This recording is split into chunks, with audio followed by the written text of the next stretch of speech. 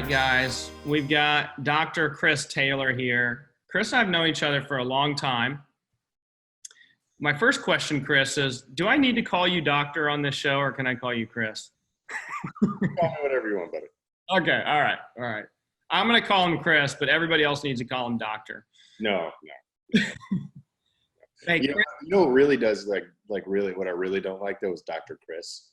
Dr. Chris, okay. Like Dr. Phil, I don't know. There's just something about it that just feels weird, and it just makes you sound like you're 12 when you say, "Hey, Dr. Chris." I'm like, "What are you, a fifth grader? Like, what's going on here?" Well, one of your friends actually mentioned this, Dr. Paul, and he said all the emails that we send out say Dr. Paul. I'd say Dr. Chris. Yeah, it's really weird. Yeah. All right. We've had a lot of doctors on the show, physicians and PhDs, and we've just learned that we've offended all of them by our. Probably. Good to know. Duly noted. Just wrote that on my iPad. We've offended the entire doctor community.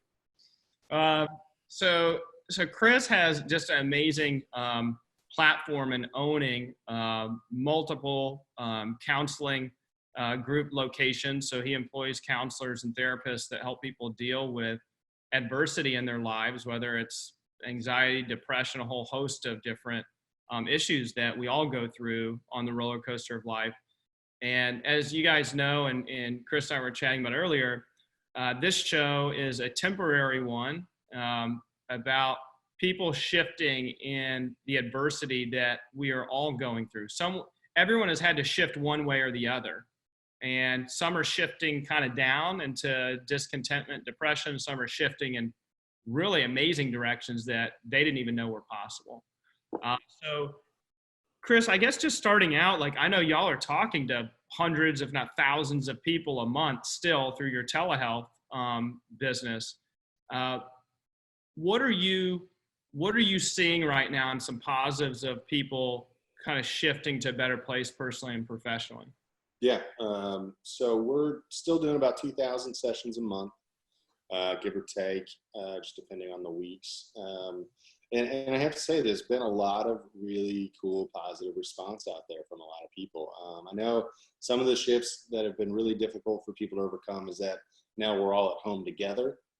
So I know a lot of clients struggle with trying to do therapy from their car in their garage because they have 4 kids and they're all in the living room together and there's nowhere for them to be.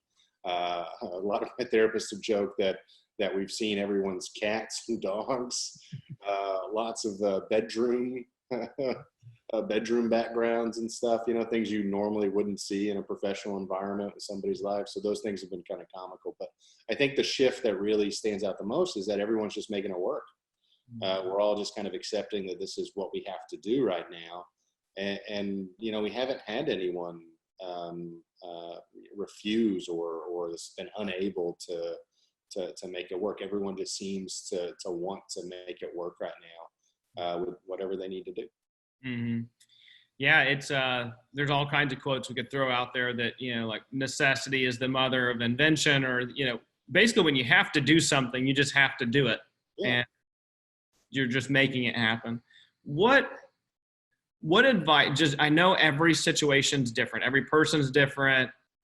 Some people have kids, some don't. Some are in bad marriages, some are in good marriages. So, but generically, what advice would you give someone right now that's just in that? We were talking earlier before the show about they're in this frozen state. Like their amygdala is the only thing that's working and they're just frozen. They don't know what to do. What advice would you give someone right now in that particular place? I think the best piece of advice for anybody, and this goes even beyond the current pandemic, but it's just to take account of gratitude in your life.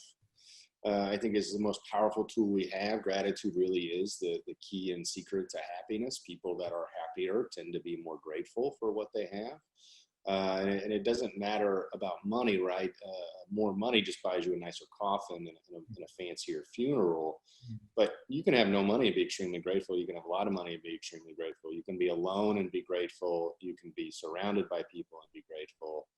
So what I always recommend, especially to our patients, is that you take 5 minutes, 10 minutes once a day, a couple times a week, whatever works for you, and just take an account of what you're grateful for. Literally write down things that you are grateful for today Like I'm grateful that I have two healthy kids, that are not impacted by this, that are not sick from this, and they're not sick in other ways right now. So I'm very grateful for that. I'm very grateful for my wife, and I'm very grateful, for my friendships and my ability to still help people.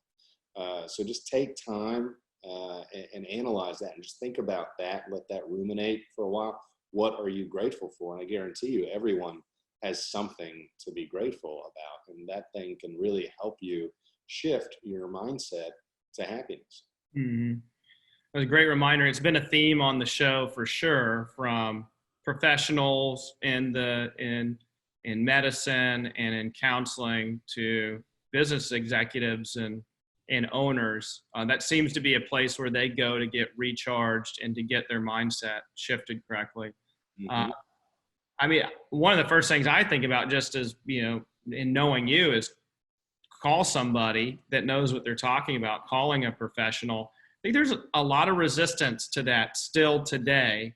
I was with one of my friends, and he's married, and she's saying, we need to go to counseling. And he's saying, you need to go to counseling. And she's saying, no, you need to go to counseling. And no one's going to counseling. No one's doing For people that are resistant to mm-hmm. seeking professional help, like, is there any advice that you can give to that? Is it better price now? Is it easier to access? Is there something you need to kind of tweak in your mind? Like, give us some confidence in being able to call a professional where it's not so scary.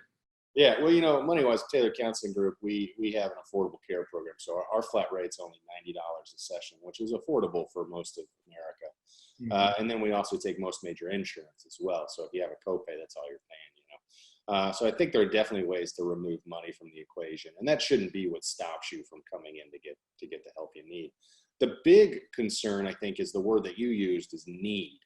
Mm-hmm. People look at it as you need to go. Need implies it's bad. Right? You need to go to counseling, which means that there is something wrong with you. That's not accurate.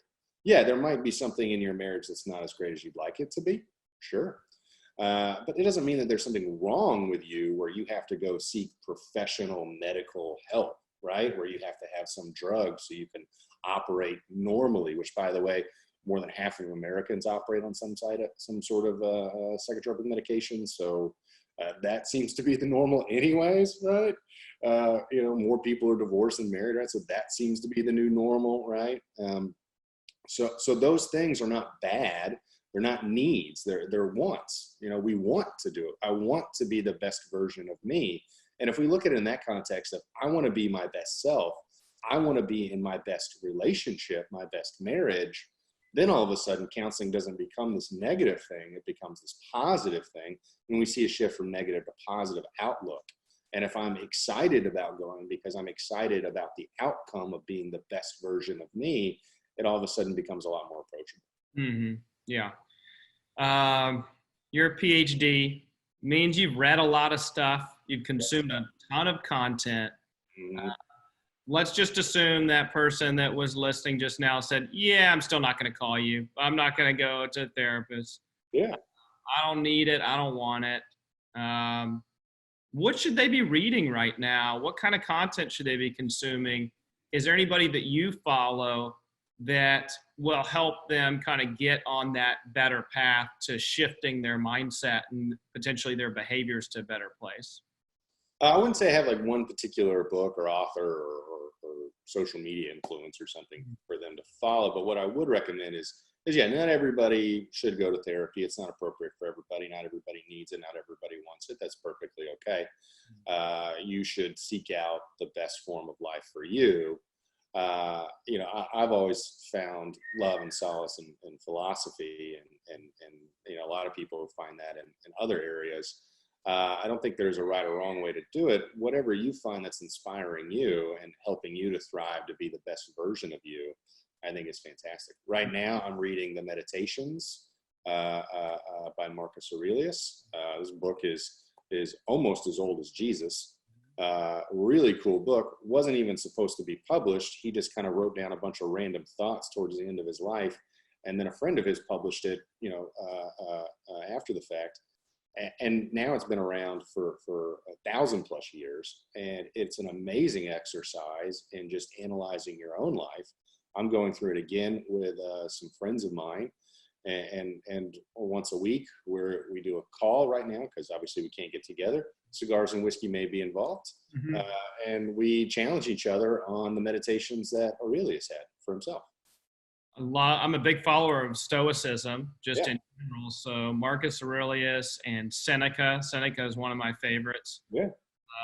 I think that kind of content right now. I haven't read Seneca in a while. It's probably been maybe a year or so, but that's a good reminder. I'm going to go back to some of my favorite Stoic philosophy because I think that's pretty relevant right now. Well, what I love about Stoic philosophy, and I'm glad that you mentioned that, is there's this idea that we are basically a dog being pulled by a wagon, and you have two choices, right? You can either choose to walk alongside the wagon, which is universe, right? The universe, or you can be dragged by it. And so that's kind of what you were talking about before the show, or at the beginning of the show, is that there's two groups of people, right, that are kind of that are being challenged and growing through this environment, and those that are not, that are victims of this environment. And that's kind of what Stoicism is all about, is this idea that you can choose to embrace it and go with it and be your best self throughout this process, or you can just be dragged along by it. Either way, the wagon's going. Mm-hmm.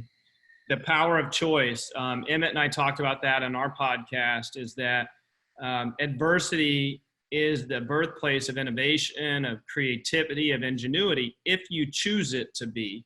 Yeah, absolutely. And some people just allow, the maybe momentum of society to move in a certain direction, or their peers or whatever. But if you make a choice for adversity to be innovation or creativity, that, at least for me in my life, I've made a choice to do certain things, and I've controlled my focus and move in that direction. Do you have friends, business colleagues, patients, like anybody that you've been kind of surprised in how they've handled this adversity, where maybe they have every reason to be down, but you go, wow, that's a great mindset, or you're kind of surprised by how fast they shifted or how grateful that they've been? We've seen a lot of people really struggle, but the cool thing about it is that they've been struggling well. The goal of life is not to ever struggle. We're always going to struggle. It's just to struggle well with what we're going through. And so it's been really cool with some of the stories our clients have been sharing with their therapists about ways that they've been struggling and been able to overcome that. Several of our new therapists, we just literally this month launched 3 new offices, one in the Woodlands, one in Houston Memorial Park, and one in San Antonio. And they've all launched closed because we can't get furniture to them, because we can't open them, because, we're doing telehealth only because we want to be a part of the solution, not part of the problem. So none of our therapists are going in the office. So we've launched these offices. We have 4 new therapists at each office, and none of them really have clients right now. They have a few clients, but they've all been extremely grateful and excited to be a part of this process. Normally we open an office and a therapist already has like 10 to 15 clients on their caseload. Mm-hmm. In this case, they have 1. But no one has ever complained. No one has said, hey, this isn't the place for me. I thought I was going to have more clients. Maybe I should go somewhere else. They've all said the same exact thing. I am so excited to be a part of such a great company with such a great culture that's so committed to helping people, even by just giving away therapy. We're doing a lot of pro bono stuff right now for some of our clients that can't afford it. And the gratitude from them has kind of blown me away. Just the emails we get from them to our support staff saying, oh my God, thank you so much. This is what I really need right now, and I can't afford it. Mm-hmm. So that kind of stuff has just been really, really cool. Oh, that's cool. Yeah. Hey, this isn't working out. I can't get in the office. I don't have furniture. Mm-hmm. A problem. Yeah. There's nowhere for anybody to sit, and our job is sitting. So, wow, man, opening 3 offices in this environment. I'm sure a lot of business owners can relate to a scenario like that, where they had made some investments that they're going to start getting a return on their investment right before this hit. Maybe some of those things they couldn't pull back. They already signed the lease, they already paid for the furniture, all of that stuff. How are you personally processing all of this? And is there anything when you're in this, when you're faced with adversity, any inner dialogue, any phrases or things that you tell yourself to help you kind of get through all of it? Absolutely. And I think we share some like experiences, because while the tornado that hit Dallas back in October decimated your Dallas location, it did hit mine, and mine was closed for a few months, but I mean, yours obviously destroyed. I do remember though that day, I'll never forget that day, October 20th, because that morning my son was born. Henry Taylor was born on October 20th. And I just remember 8 p.m. that night watching the news, and we just found out he was jaundiced. So, there's a little concern there. Totally fine, very healthy. But they wanted to do the lights, had to stay an extra day. And then I'm watching on the news, Dallas tornado lands Royal and 75. And I'm like, okay, I'm sorry. Where did it land exactly? And it's Royal and 75. And they keep saying that over and over again. I'm like, that seems really familiar. Oh yeah, that's where my flagship office is. My home base is there. So we had skylights put in that night, basically. So we were on the top floor, so the entire roof was taken off. I mean, you could see right into our couches and stuff. Damage was not that bad. We were back in about 3 or 4 weeks, but that experience reminded me a lot of this experience. Kind of going through this is just kind of taking the information as it comes in. A great friend of mine, a wonderful therapist, Dr. Paul Stanford. I think you might have him on the show later. Yeah. He uses this great phrase that I love so much, is that we got to do a good job of seeing the forest through the trees. And right now, all we have in front of us is just a lot of trees, and it's really dense, and it's hard for us to see that bigger picture. But I know in the summer and the fall, a lot more people are going to be needing therapy. So we need to continue to expand our infrastructure. Even if that means we got to take a hit right now, we got to take a loss right now. I know, and I believe that in the near future, this is going to be okay. Like, we're going to get through this. So taking those pieces of information one at a time, not trying to overdo it, calming myself down from not overreacting, what we refer to as catastrophic thinking, where one bad thought leads to another bad thought, kind of like golf, right? One bad shot, another bad shot, right? And then the next thing you know, you're hitting like a 120 and you're terrible. That's my handicap, by the way. And that's how negative thinking works, right? But if we can stop that process from the beginning and say, wait, no, I don't know that yet, right? I don't know that the building's not going to reopen. That's a possibility, but it's also a possibility that we didn't get hit actually by the tornado. We just lost power. So I need to go there and see. I need to get more information. And then just waiting to react until you have as much information as possible, and then allowing yourself to make emotionless as best as possible, information-informed decisions. Mm-hmm. Yeah, so you're kind of reminds me of some things that I was taught early on in business about past, present, and future thinking. And I remember taking the Strength Finders test years ago, and it said I'm a futuristic person, futuristic thinker, and that's something that's probably not going to change a whole lot about me. Some people are futuristic thinkers, and I mean, anybody that is, we're making a story up about what's going to happen next. And that's fine if you're an optimistic, futuristic thinker. Hey, we're going to get out of this, and people are going to need therapy, and we need to build infrastructure. And then some people like to make up the worst case catastrophic story, right? Yeah. And then that turns into worry, right? Mm-hmm. Creating a story that's not true because it hasn't happened yet. It's insightful to me because there's been a lot of talk about being in the present and the power of being present and the power of meditation and all of that. And I'm a huge believer in it. I'm a meditator and everything. I think as a business owner, though, you gave us some insight into there's an opportunity to be a futuristic thinker and start planning for what's next, instead of just kind of waiting this out. Because I know some people that are just like, screw it, man. I'm going to the ranch for 8 weeks and I'm not going to do anything. I'm just going to wait this thing out. And then you have other people that are going, let me start thinking about what's next. And it's a game of chess trying to move that around. So thank you for that.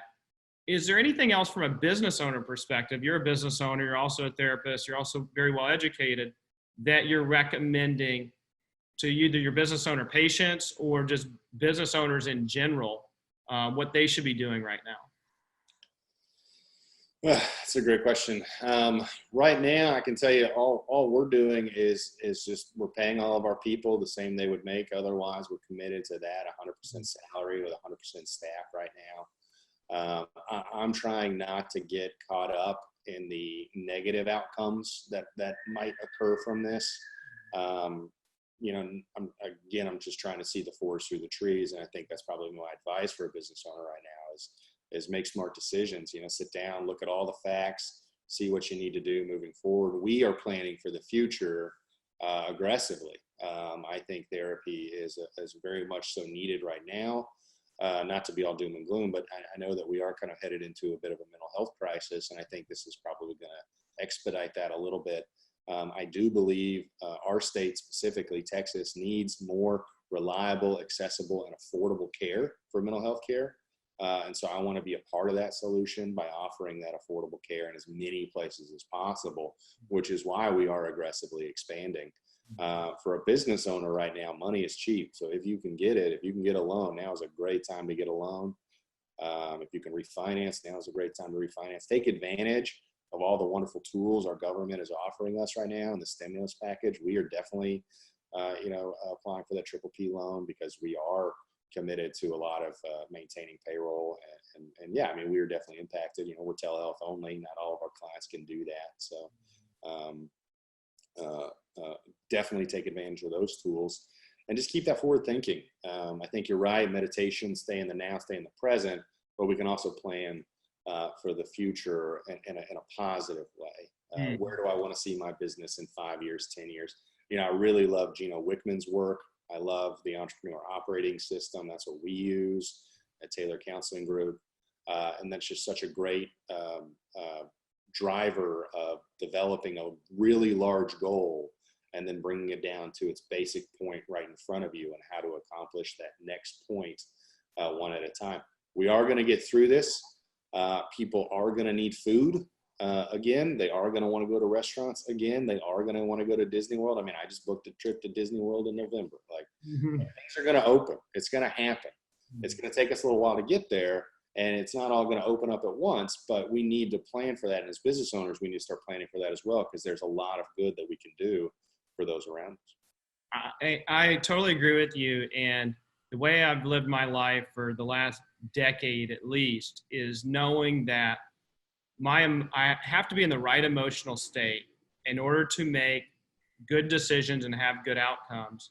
And so I think for business owners as well, is like, if you are not in a state where you can think ahead, it might be time to talk to a professional, to read some books, to read some Stoic philosophy, whatever it is. Like, get yourself in the right state so that you can be in the place where you are, where your mind is calm and you're able to think logically and rationally about what is going to happen next, which, just like you said, people are going to go to restaurants, people are going to need counseling, they're going to need haircuts. That's the truth. Instead of the, oh my gosh, what if people never want to get haircuts again because they love their long hair? Oh my God, what are we going to do? Which brought it to me yesterday, you know, Ben, do you think everyone's going to love their long hair and never come back again? I'm like, no, that's not going to happen. Amen to that, brother. I need to get this shaved as soon as possible. This beard is way too long. There's a reason why we're both wearing hats right now. Yes, a very big reason. Part of my community service right now is if anybody needs a hat to cover up their hair, I've got a distribution center that's still operating. I will send you a free hat. You have to prove it, though, and show me how bad your hair is. That is epic. I will make sure that you are taken care of. I promise. That's awesome. Well, you know, I usually end the show talking about gratitude, but you and I already covered that, talking about what you're grateful for, and you provide some really good advice for both at a personal level and for business owners. So thank you for that. And I'm glad to hear that another business owner is thinking about growing his business. He's keeping people employed, also getting access to the resources and kind of doing everything in your power to make sure you come out of this stronger than when you started. And I think that type of mindset is what's going to make that happen. Some people are going to come out of this stronger. Some are going to go away. Some businesses are just not going to open again, and some are going to come out of it weaker. And so it's the power of your mindset and what you're focusing on. So I love that I know you and that you have shared that with our audience. You will be the first therapist, my friend, on this podcast. You won the first therapist slot. Awesome. Yeah, tell your friends. I definitely will. Before we wrap up, if you don't mind, if I can plug a nonprofit real quick. Sure. Mental Health for Heroes, we're partnering with them. We'll be offering free therapy to all medical personnel and first responders throughout the state of Texas. Mental Health for Heroes, you can find them on what's the donation place? GoFundMe.com. They have a GoFundMe page if you want to donate. Think like $35, $40 covers the cost of a session for one of these amazing first responders and medical personnel. So they get it for free. They don't pay a dime. The counseling practices, we basically just get our cost met, essentially, as we do it for our lowest amount possible to cover our electric bill and stuff like that. So very cool. Okay. Wherever this is posted, it might be up here above the video, or it might be down there below, but we'll get the link so that you guys can donate and help our healthcare workers right now get the support that they need. All right, brother. I'll see you for a cigar, coffee, whiskey, something very, very soon. I promise. Yeah, bud. All right, man. See ya.